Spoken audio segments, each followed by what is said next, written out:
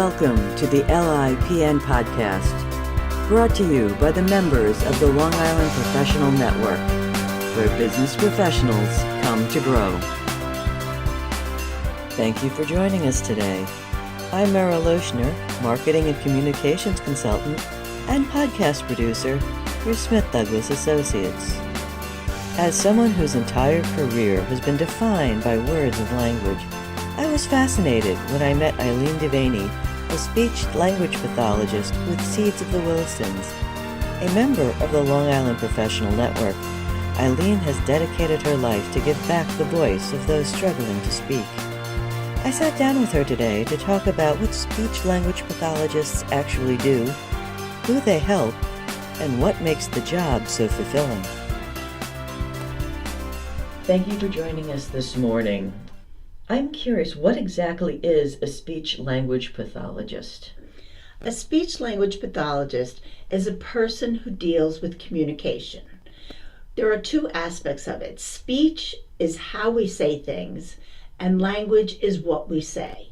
The words, the vocabulary, the grammar. The speech aspect is anything that would take away from how a person is saying things. Maybe it's articulation. Maybe it's their voice quality that's too high or too low, or very raspy or hoarse.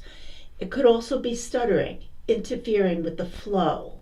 So these are the two main areas, speech, language, and anything that interferes with the smooth connection or the smooth ability to communicate is under our domain. Now, when most people think of a speech therapist, they usually think of, again, like you said, stuttering or autism. What are some of the other reasons someone would need a speech-language pathologist? Well, a speech-language pathologist can start as early as birth because we deal with swallowing. So in the neonatal unit, an infant would meet with the speech pathologist to help with the swallowing. She's the one to determine what liquids are going to go through. Then as you get older and the child is beginning to speak, if they're not beginning to speak, if they don't have 10 words at age 1, if they don't have 2-word phrases at age 2, these are all delays. Also, by the time they're 2.5 or 3, some sounds should be clear. Not all sounds, but like a P, a B, a M, a T, a D, you should know those sounds between 2 and 3. We really don't usually address articulation until closer to 2.5, and at that point it's determined whether the child is just developmental or it's really a problem. I've had people come into me with a 3-year-old and say they can't say R and they can't say any of the blends. And I'm like, great, because that's not a problem. That's something that you will get to by the time you're 6 or 7. Those are the later developing sounds. So when we address and we look at a child, we'll look, is this appropriate for his or her age? We want to know what they can do, and we have guidelines that we go and to find out what is happening at that point. So that's what we would deal with the little children. Do they have enough words? Is their grammar so poor that their sentences are not making sense? Are they using he instead of she or him instead of her? Are the verbs, the irregular verbs? English is a tough language, and other languages, they just add an ending to make something past tense. We sometimes add an ending. We sometimes change the word. Tooth, plural is teeth. Mouse, plural is mice. There's not a lot of rules that it follows. So sometimes children with delays, these are some of the things that you hear first. Then as the child progresses, we have the child in school. Suddenly, they did fine all those preschool years. Suddenly they're not reading. Why are they not reading? And now, the way the educational system is set up, children are expected to have a good number of words. I think it's almost like 100 sight words by the end of kindergarten. If they're not there, more is going to be expected of them in first grade. A lot is expected of children in school today. So you always want to make sure they're at the minimum level of what they need to have to proceed to the next level. So if a child's not learning in school, is their phonological awareness skills missing? Are they missing some memory skills where they just don't have the ability to remember everything this teacher says? Many learning disabilities are subtly noticed in first grade, and like, oh, she'll get to it. But if you pay attention and watch for a pattern. One thing is not going to make a child have a learning disability, but you look for a pattern of what's going on. Because if we can catch a child early, there's a lot of things that can be done to help them proceed. I have a child coming in next week, and the mom's like, he's not reading. He has no phonics skills. And why? I don't know. I'll find out once I do an evaluation. And then as the child is older, sometimes the children with learning disabilities, they'll continue with speech right through to high school because they need that extra support. Extra support because speaking turns into writing. If you can't speak well, you're not going to write well. And sometimes the written word is what we're addressing with the older children. Or they might have a difficulty like stuttering, where initially stuttering is noticed when they're early. Let me just backtrack a little bit and say stuttering is normal between 2 and 3. Because at that point, a child's vocabulary is going from about 500 words at age 2 to about 2,000 or 3,000 words at age 3. And if you think yourself, if I have to learn 3,000 new words this year, I might stutter a little bit too. But natural stuttering, or stuttering that needs to be addressed, just naturally occurs between the ages of 3 and 5. It often runs in families, so if you have someone in the family, it's kind of something you watch out for. Oftentimes, if we address it during those years of 3 to 5, the children can rethink and are able to come out being very fluent, and it rarely manifests itself again. If we address it after 5, we're just getting control of it. Oftentimes people just leave it, and I have a client right now who has stuttered his whole life and is now addressing it as a college student. So it's never too late to address it. There's always techniques that can be learned, but again, then you're just trying to get it under control. Like I've had children come in who stutter, who quickly pick up the techniques. So in 4 or 5 months, they're out of here. Sometimes they need to come back for a refresher. I always say that to some of my teenagers who stutter. I say, sometimes, you think you have it under control, and then something happens. And I just want to say, stuttering is not an emotional disability, but it can have some emotional ramifications. Like if you're stuttering, you're going to be feeling very self-conscious about how you're talking. Or what oftentimes happens is they will change the words. So, and if you read any of the biographies of people who stutter, they will report how they ordered a meal that they didn't like in a restaurant because they weren't going to stutter on those words. And I just recently, I have the college student, and I said to him, he said, yeah, I change words. So if you're going to stutter on chocolate, you're going to get vanilla. Maybe you don't really like vanilla ice cream. You really wanted the chocolate. So I try to convince people that we're not going to, that's one thing. We're not changing any more words. Did you ever see the movie The King's Speech? Yes. I mean, it was funny. It was good. And part of it was realistic and part of it was unrealistic. We don't do some of the crazy things they did in that one. But, you can see how people who stutter have been tormented for years, and there are people who have chosen not to speak because of it. But again, National Disabilities Act has made sure that no one is denied work or anything else because of it. A couple of years ago, I had a client, and he pretty much had the stuttering under control, but he was working in a particular area that they needed to use the vocabulary in that area. So when he got a write-up, and he was doing a great job, he was very happy, he had graduated from college, and he wanted to be in this particular area. So, but he got his first review, they said, one of the things was, you don't always use the correct terminology for our field. So he came back to me and he said to me, what should I do? I don't say those words because those are the words I get stuck on. And I'm like, well, you have 2 choices. You can either tell the truth and say to her, I stutter. And as a result, sometimes I change words, which is, of course, what I have always taught him not to do. But he does still, when push comes to shove and you don't want to be embarrassed, you're going to say the different word. And I understand why he did it.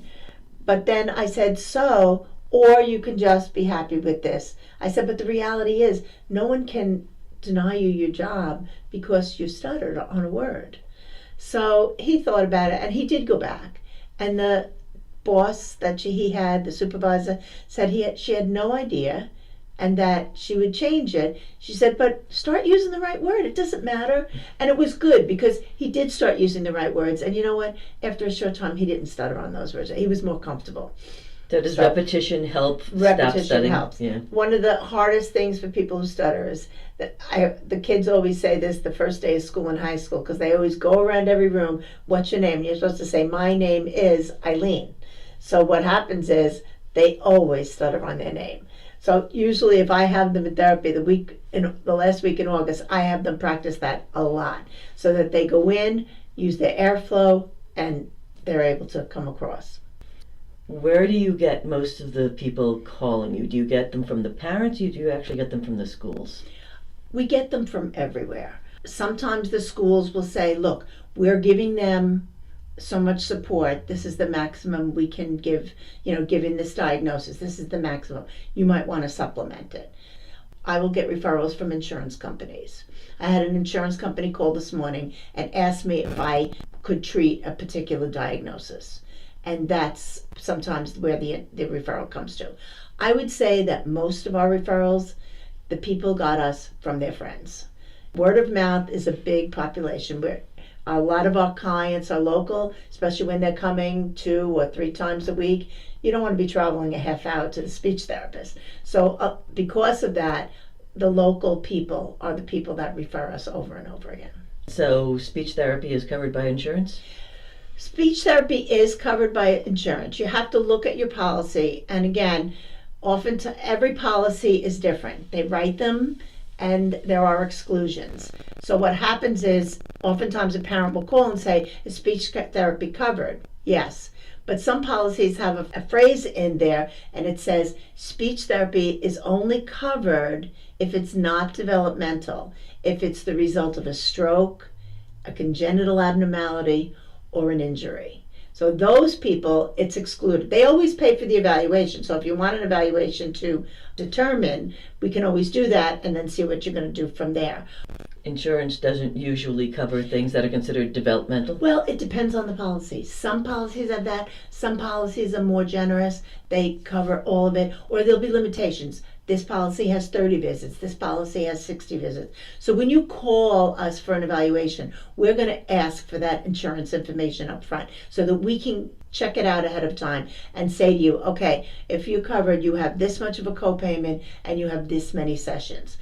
Oftentimes, some insurances say, well, do the evaluation. We'll give you approval for the evaluation, send it in to us, and then we will determine if it's medically necessary.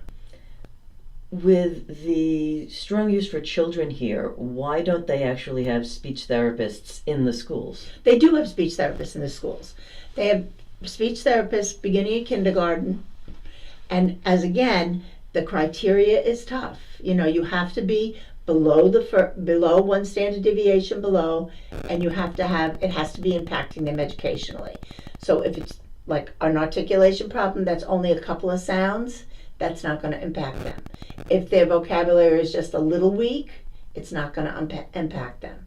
They have to fulfill those qualifications and their requirements, and that's what they are. They have speech therapists. They're very good speech therapists. I work closely with a lot of them. Oftentimes children with autism. I have districts that refer us to some of the children. I tested somebody this morning that she said he's getting 5 days a week in school, which is amazing. They're doing a great job. However, she wants to do a little bit more. She can come on Saturdays and have him seen and try to build that, because he's got a lot of good skills. I saw that in the evaluation, but he's not communicating. He's got a lot of vocabulary, but he needs it expanded. He needs to be able to carry on the conversation, the give and take. So what happens is people supplement it. And then children, especially children with autism, when we get a break like this. So in schools, you have a lot of breaks. And the therapists, if they have a Monday holiday, they do try to make them up, but there's just so many slots in the week, and they're booked solid from from the minute they start to the minute they end. So I had a mom yesterday of a child with autism, and she said to me, all right, what days are you open next week? Because I want to at least come 2 or 3 times. And she'll do that because she wants to have the schedule, she wants the constant repetition, and it gives him just that little more push during a time of a break. The school therapists are primarily concerned more on the educational aspects of what this possible disability may be, as opposed to the social. Right. So if a parent is more concerned with he's struggling a little bit in school, but he's holding his own, however, he has a hard time speaking with friends. Right. And that's what it is. They always say in school, they're saying, we're determining if this child has a disability or just has some difficulty. And that's the difference. Is this truly a speech disability? And that's where they have to draw the line. They have so much funding and so many workers, and they have to be able to meet the needs of the people who have a true disability. So sometimes it has to be something that we address outside of the school. Some of the very bright children can fall through the cracks. And I say that to parents all the time when they call, and they're like, but she's struggling. It's taking her 2 hours to do homework, and she's in 3rd grade. And I'm like, that's not right. It shouldn't take her 2 hours. Let's see what she's doing. And an evaluation in terms of language and learning can kind of give you more insight into what she's doing and how she's struggling. The school is not going to address it because she's not failing and because she doesn't score low enough. Sometimes if you do some of the processing tests and they score very low, then yes, then the school will say, oh, okay. But it's easy for them to miss because they pick up the ones where the children are really failing, or the teacher says to them, this child is not getting anything. And yet, they're passing the tests. So that's what we have to look at. We have to look at the whole child. And that's what we get to. That's the luxury of being in a private practice. I get to look at the whole child. What sort of information does an initial evaluation tell you? When someone sits down, what questions do you ask them? We look at the whole child. So we say to them, what happened during birth? Was there anything that was unusual about his birth, about his delivery? What happened during the preschool and the early toddler years? Oftentimes we'll have he had some febrile seizures.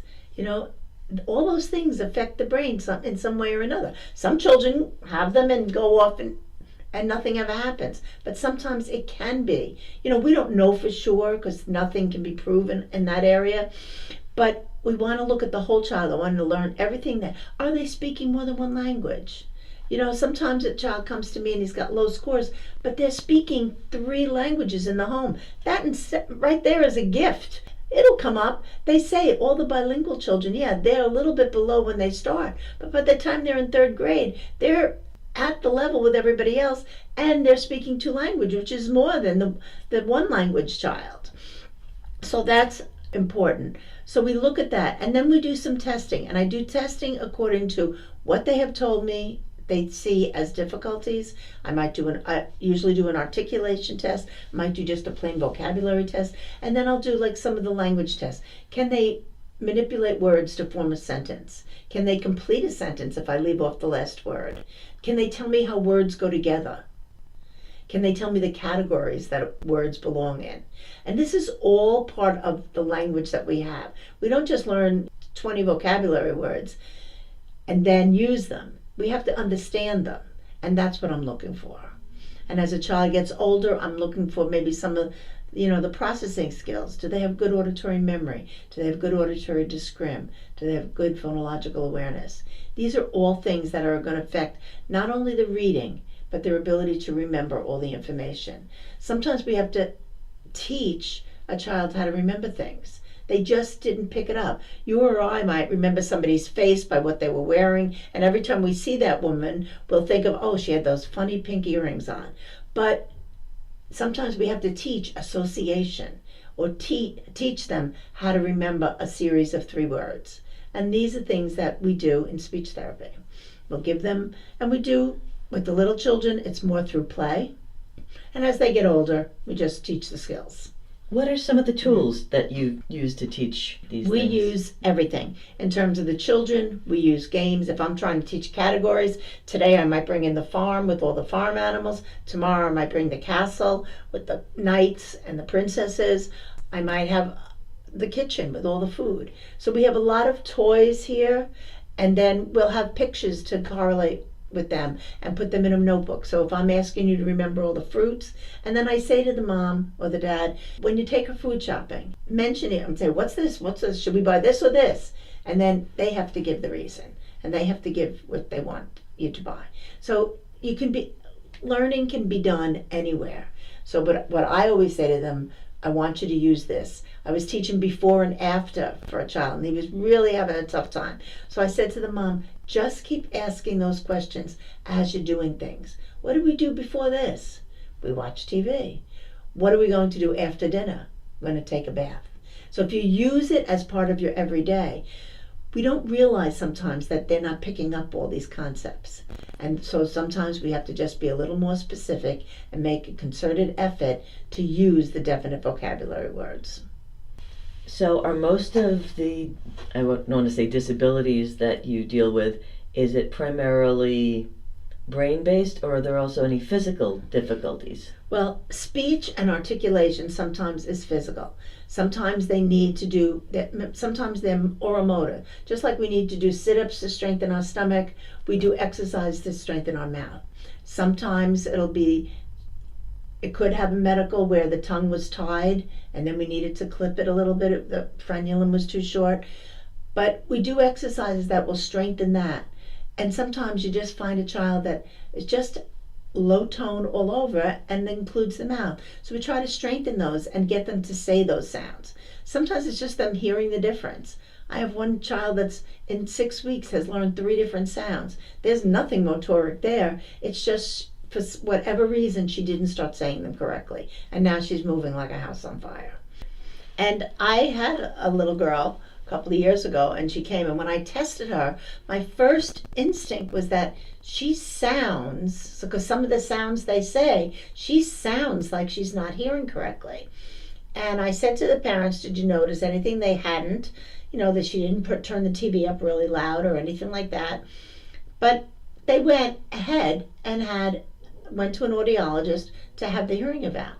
The child needed bilateral hearing aids. So there was a medical reason why she wasn't saying that, why she wasn't saying the sounds correctly.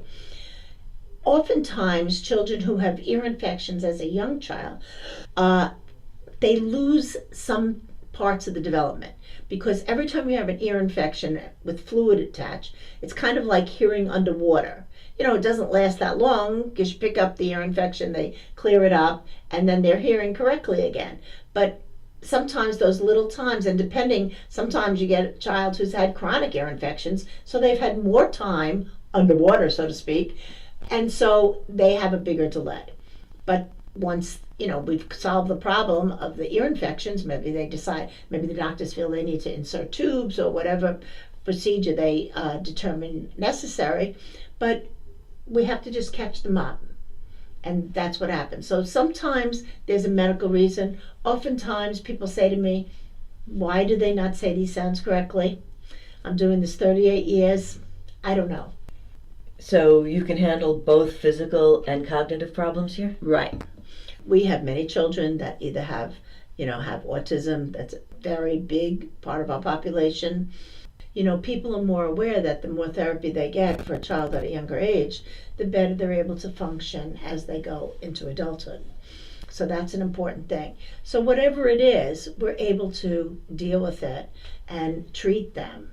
Often some of the treatments are similar, but you have to go, every child is different. So I might work with one child at this level and go at this pace. I might have to change that for a different child.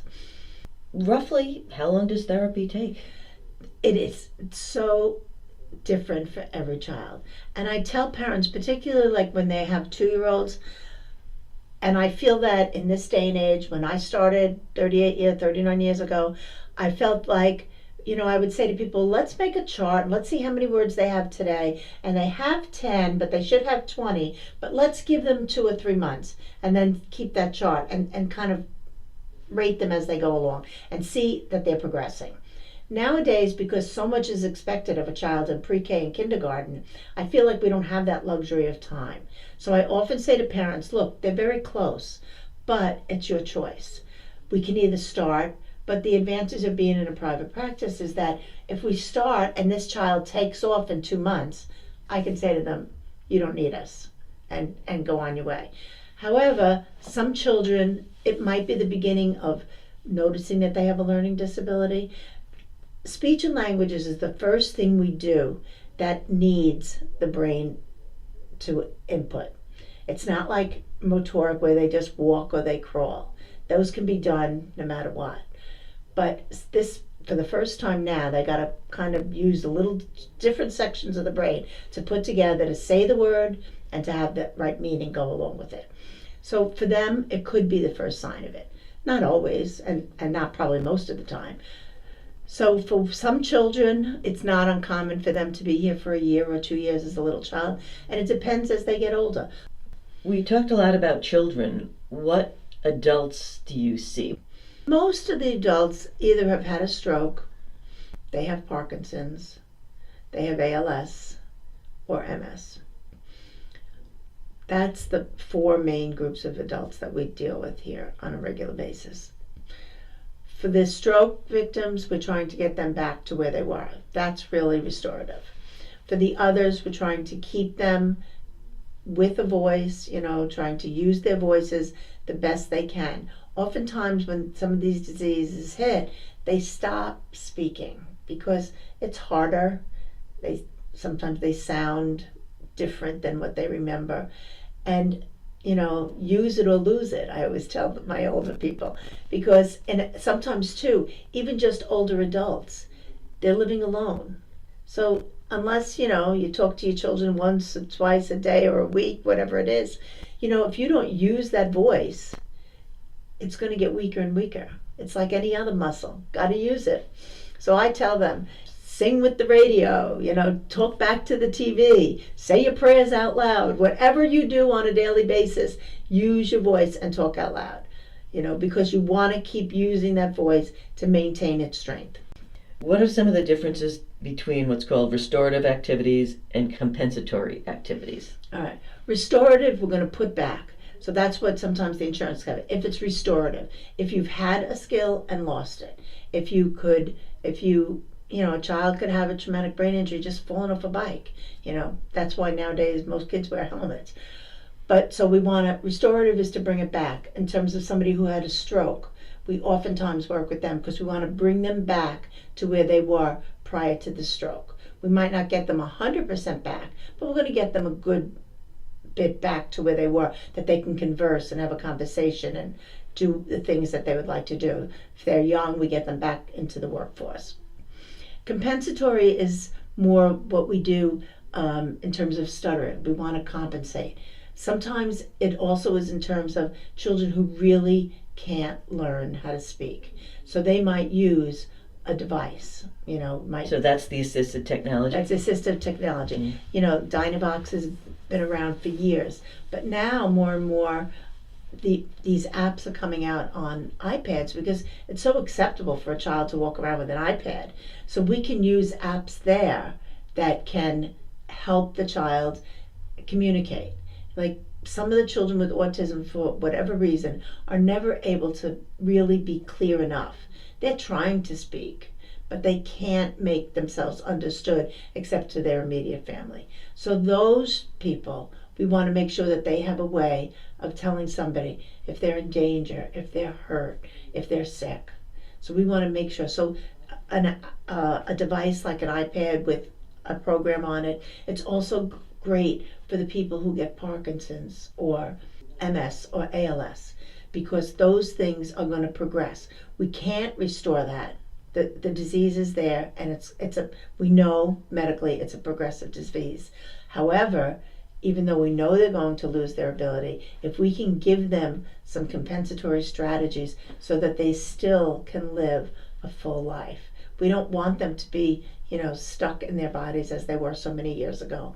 Now there's some alternatives. And there are, when you go to some of the shows to see some of these things, they're magnificent. There's ones that work through eye gaze, so you don't need to be able to use your hands anymore.